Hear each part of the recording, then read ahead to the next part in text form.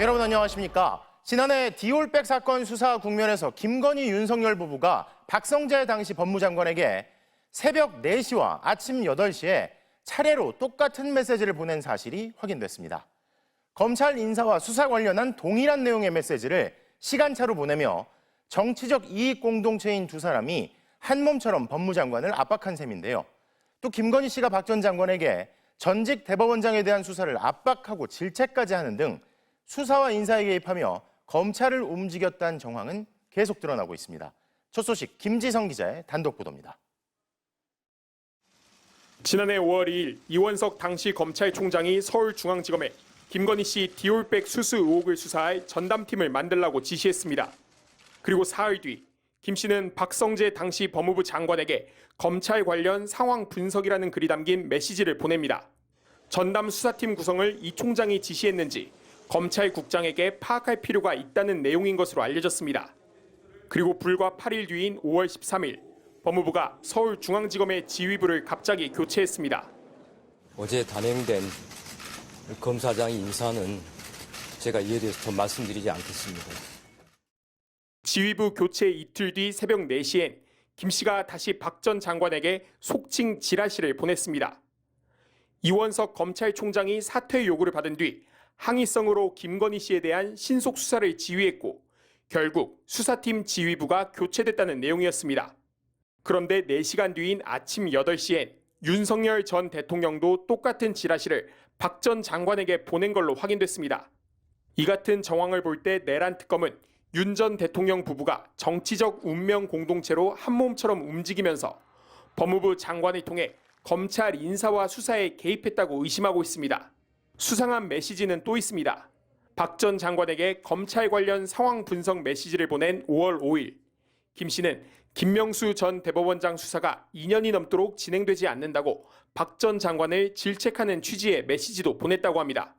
김 전 대법원장은 사법농단에 연루된 임성근 전 부장판사의 사표를 일부러 수리하지 않았다는 이유로 국민의힘으로부터 고발당한 상태였습니다. 이후 10월 중앙지검이 김 전 대법원장을 기소하기로 잠정 결론 내렸다는 보도가 나왔지만 실제로 기소로 이어지진 않았습니다. 그리고 김 전 대법원장은 비상계엄 당시 체포명단에 이름이 오르기도 했습니다. 이재명, 우원식, 한동훈, 김민석, 김어준, 조국, 박찬대, 정청래, 김명수.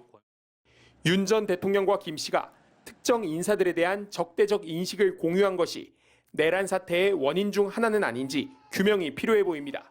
MBC 뉴스 김지성입니다. 홍콩 초고층 아파트에서 시작된 불이 다른 동으로 번지며 아파트 7채가 한꺼번에 타버린 참사가 발생했습니다. 현재까지 55명이 숨졌고 279명이 실종된 것으로 파악되고 있는데요.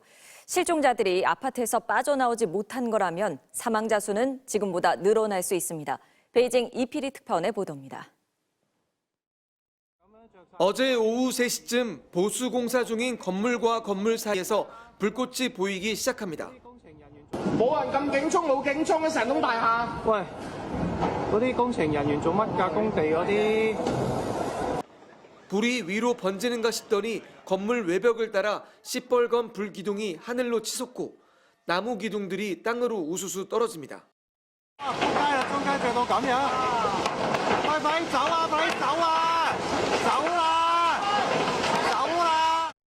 홍콩 북부 타이포의 한 아파트 건물 외벽에서 시작된 불은 삽시간에 아파트 전체를 집어삼켰습니다. 바람까지 초속 8m로 강하게 불면서 옆동으로 순식간에 불길이 옮겨붙어 단지 내 8개 동 가운데 7개가 화염에 휩싸였습니다. 저녁 6시 반쯤 화재 경보는 최고 단계인 5급으로 상향됐지만 불길을 잡는 데는 역부족이었습니다. 300여 대의 소방차와 1250명의 소방관이 동원됐지만 고가 사다리차의 물줄기가 아파트 중간까지밖에 닿지 않으면서 고층부는 다 타서 불길이 사그라질 때까지 지켜만 봐야 했습니다. 3개 동의 불길은 오늘 아침까지도 잡히지 않았습니다. 이 아파트 단지엔 2,000가구에 4,800명이 거주하고 있는데 현재까지 파악된 것만 50명 이상이 숨지고 279명이 실종됐습니다. 실종자들은 아파트 안에서 미처 대피하지 못한 사람들로 추정돼 사망자는 크게 늘어날 것으로 보입니다. 옆에 있나? 땅덩이 와. 오게 완다야. 불이 난 아파트는 지난해 7월부터 외벽 전면 재시공 공사를 벌이고 있었습니다. 존 리 홍콩 행정장관은 이번 화재를 거대한 재앙이라고 표현했고 시진핑 중국 국가주석은 사상자와 손실을 최소화하기 위해 전면적인 노력을 해달라고 촉구했습니다. 베이징에서 MBC 뉴스 이필입니다.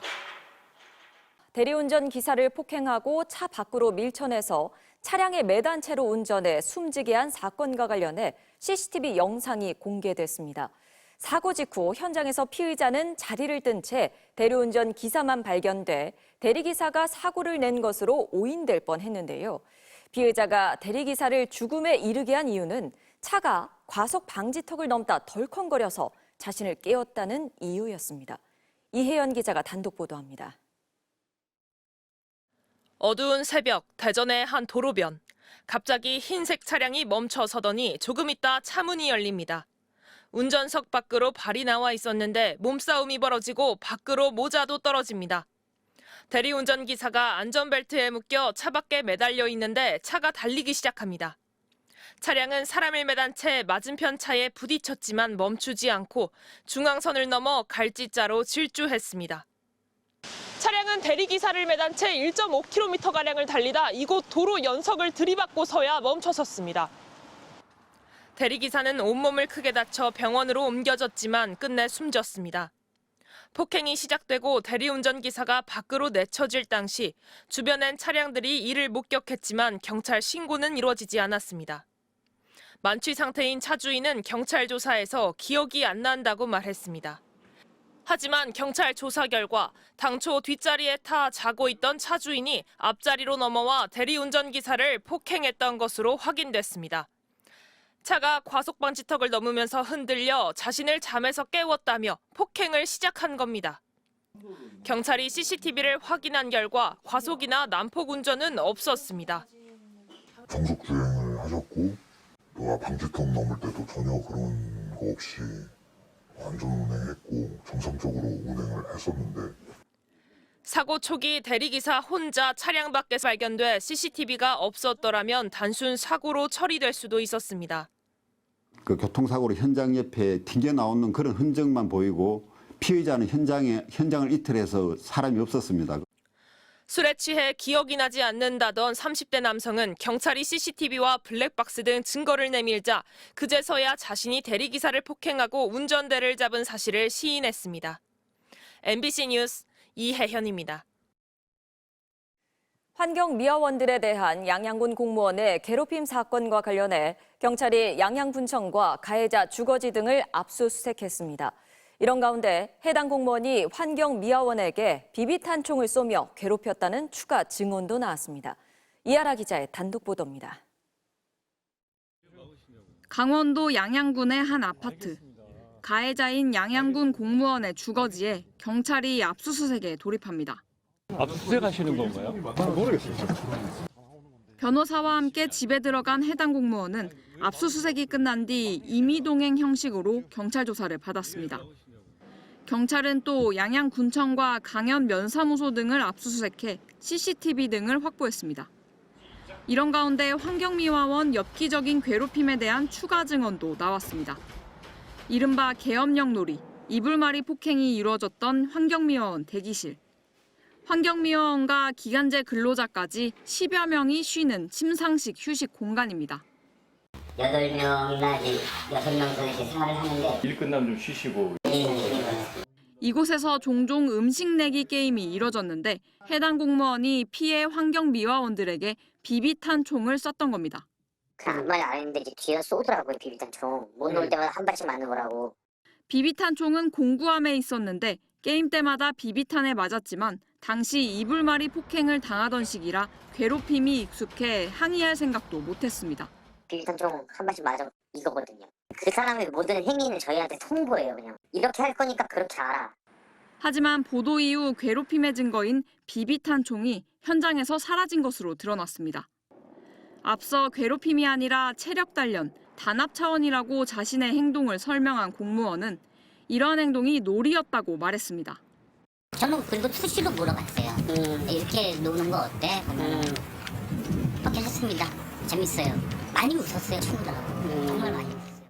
경찰은 이틀 전 피해자들의 고소장을 접수하기 전 인지수사를 통해 해당 공무원을 폭행, 협박, 강요 혐의로 입건한 상태입니다. MBC 뉴스 이하라입니다. 다음 소식입니다.